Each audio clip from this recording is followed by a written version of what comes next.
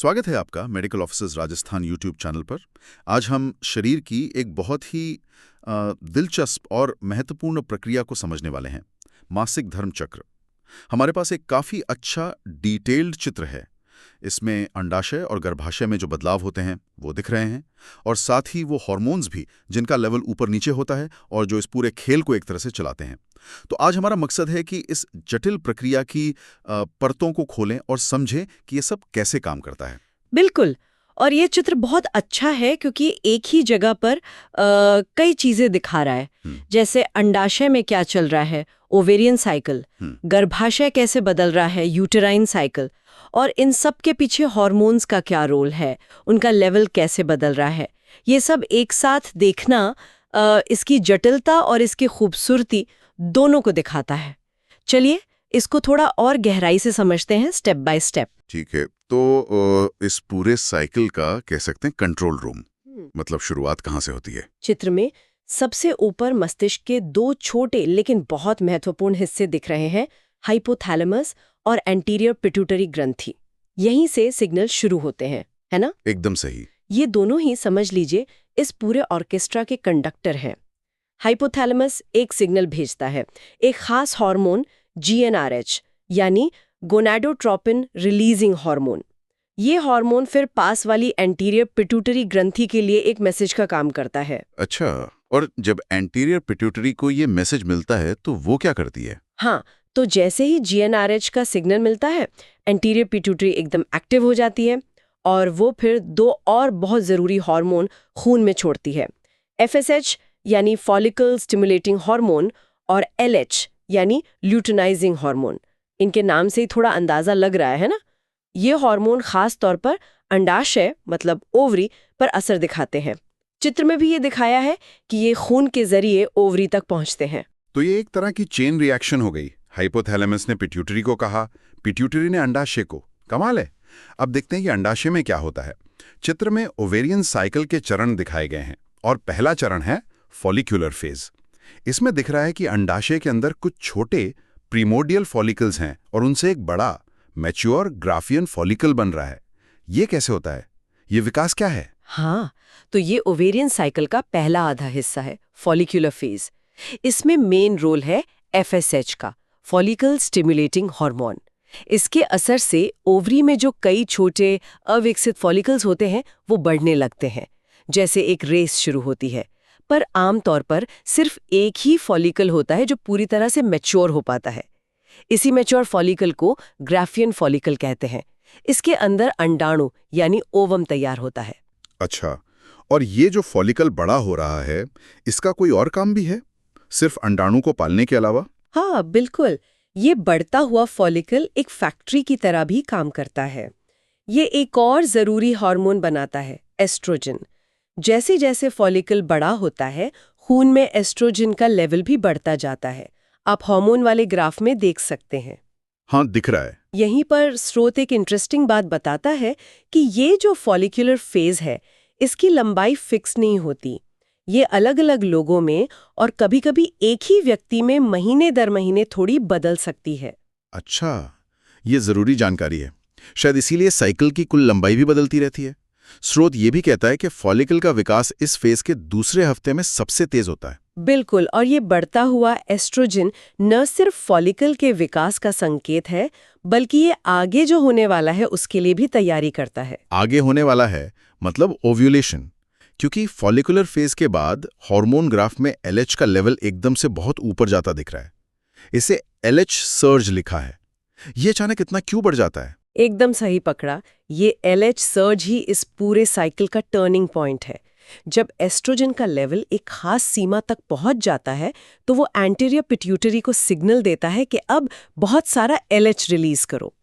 LH में ये जो अचानक तेज उछाल आता है, यही ओव्यूलेशन को ट्रिगर करता है।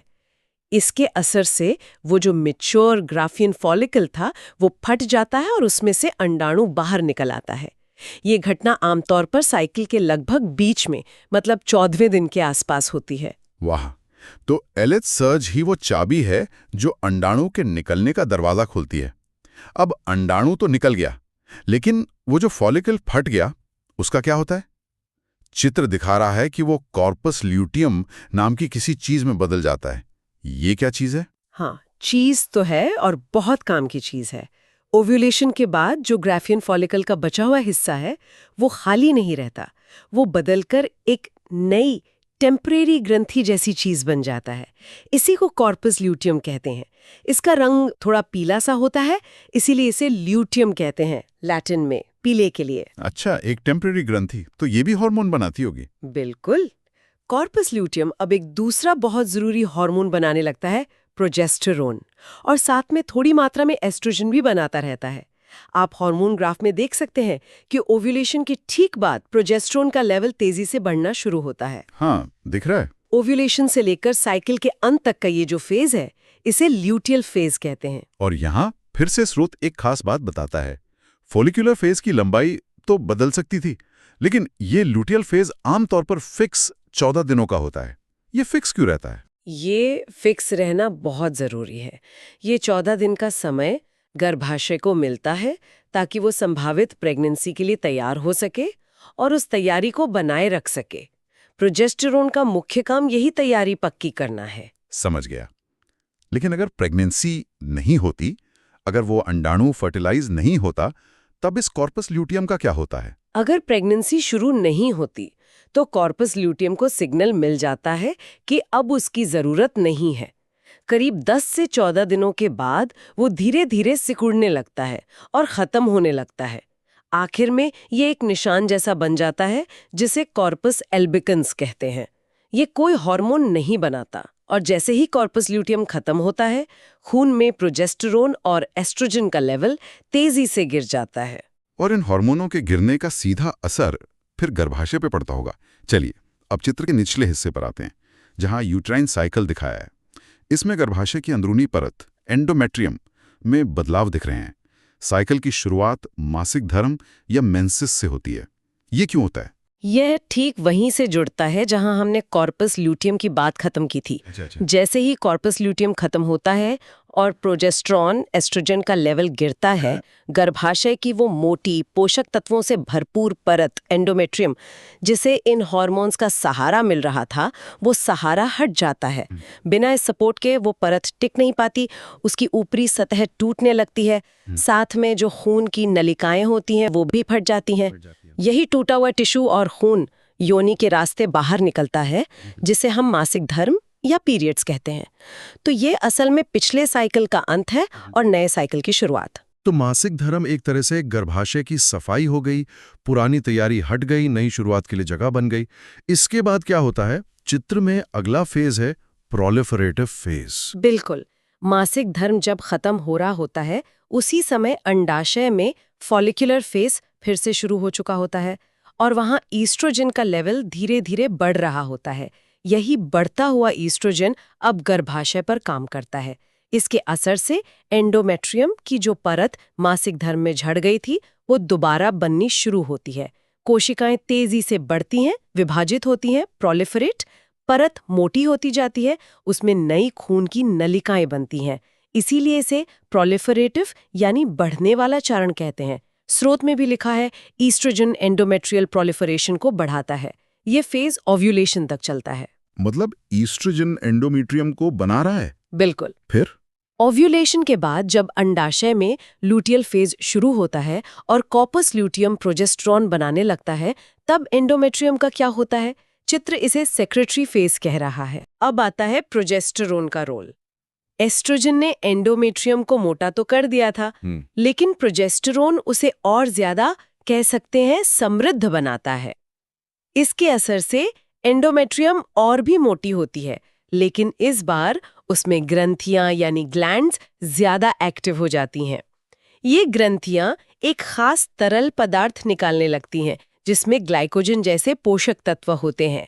खून की सप्लाई और भी बढ़ जाती है। ये सब मिलके एंडोमेट्रियम को एक ऐसे गद्देदार पोषक माहौल में बदल देते हैं जो एक फर्टिलाइज्ड अंडे के इम्प्लांटेशन के लिए, यानी वहां चिपक कर बढ़ने के लिए एकदम सही हो। इसीलिए इसे सिक्रीटरी यानी स्राव वाला चरण कहते हैं। प्रोजेस्टेरोन इस परत को बनाए रखता है। तो ये पूरी कहानी सुनने के बाद ऐसा लग रहा है कि ये चारों हार्मोन्स FSL, LH, एस्ट्रोजन और प्रोजेस्टेरोन बिल्कुल एक टीम की तरह काम करते हैं। हर किसी का अपना रोल है, अपना सही समय है, और वो एक दूसरे के काम को प्रभावित करते हुए पूरे साइकिल को बहुत सटीक तरीके से चलाते हैं। चित्र में उनके लेवल्स का घटना बढ़ना बिल्कुल एक संगीत की धुन जैसा लग रहा है। आपने बहुत अच्छा कहा, ये बिल्कुल एक हार्मोनल सिम्फनी है। अगर हम इसे संक्षेप में देखें, 1. दिमाग से हाइपोथैलेमस, पिट्यूटरी, एफएसएच और एलएच निकलें। 2. एफएसएच ने ओवरी में फॉलिकल बढ़ाया, जिसने एस्ट्रोजन बनाया। 3. एस्ट्रोजन ने गर्भाशय की परत एंडोमेट्रियम को मोटा किया और एलएच सर्ज की तैयारी की। 4. एलएच सर्ज ने ओव्यूलेशन करवाया। 5. ओव्यूलेशन के बाद बचा फॉलिकल बना कॉर्पस ल्यूटियम, जिसने मुख्य रूप से प्रोजेस्टेरॉन बनाया। 6. प्रोजेस्टेरॉन ने एंडोमेट्रियम को प्रेगनेंसी के लिए तैयार किया और मेंटेन किया सेक्रेटरी फेज। 7. अगर प्रेगनेंसी नहीं हुई, कॉर्पस ल्यूटियम खत्म, हार्मोन गिरे, एंडोमेट्रियम झड़ गई, मासिक धर्म और साइकिल फिर से शुरू। ये संतुलन बहुत बहुत नाजुक और जरूरी है। और इसी संतुलन से जुड़ी एक और बात स्रोत में लिखी है जो ध्यान खींचती है। वो ये कि प्रोजेस्टेरॉन का लेवल सीधे फर्टिलिटी यानी प्रजनन क्षमता से जुड़ा है। कम प्रोजेस्टेरॉन मतलब कम फर्टिलिटी। ये सिर्फ एंडोमेट्रियम को बनाए रखने से ज्यादा है ना? हाँ, ये एक बहुत महत्वपूर्ण बात है। प्रोजेस्टेरॉन सिर्फ गर्भाशय की परत को बनाए रखने के लिए ही जरूरी नहीं है, बल्कि एक स्वस्थ प्रेगनेंसी की शुरुआत और उसे जारी रखने के लिए कई लेवल पर जरूरी है। इसका सही मात्रा में और सही समय पर बनना सफल प्रेगनेंसी के लिए एक तरह से अनिवार्य शर्त है। स्रोत का ये कहना कि कम प्रोजेस्टेरॉन सीधे तौर पर कम प्रजनन क्षमता से जुड़ा है, इस हार्मोन की अहम भूमिका को दिखाता है। तो कुल मिलाकर आज हमने इस चित्र के जरिए समझा कि मासिक धर्म चक्र सिर्फ कुछ दिनों की ब्लीडिंग तक ही सीमित नहीं है। ये दिमाग, अंडाशय और गर्भाशय के बीच हार्मोन्स का एक महीने भर चलने वाला बहुत ही जटिल संवाद है। इसमें अंडाशय के फॉलिकुलर और ल्यूटियल फेज हैं और गर्भाशय के मासिक धर्म, प्रोलिफरेटिव और सेक्रेटरी फेज हैं, जो एक दूसरे के साथ बिल्कुल तालमेल में काम करते हैं। बिल्कुल, ये प्रक्रिया शरीर के अंदर चलने वाले अद्भुत कोऑर्डिनेशन का एक बेहतरीन उदाहरण है। हर स्टेप पिछले पर निर्भर है और अगले के लिए रास्ता बनाता है। और जैसा हमने आखिर में देखा, इस तालमेल में किसी भी हार्मोन का असंतुलन, खासकर प्रोजेस्टेरॉन का, कितना गहरा असर डाल सकता है। स्रोत से मिली ये जानकारी सोचने पर मजबूर करती है कि इस हार्मोनल संतुलन को बनाए रखने वाले फैक्टर्स क्या हैं और इसके बिगड़ने के परिणाम सिर्फ फर्टिलिटी तक ही सीमित है या शरीर के दूसरे सिस्टम्स पर भी इसका असर पड़ता है। ये एक ऐसा सवाल है जिस पर और गहराई से सोचा जा सकता है।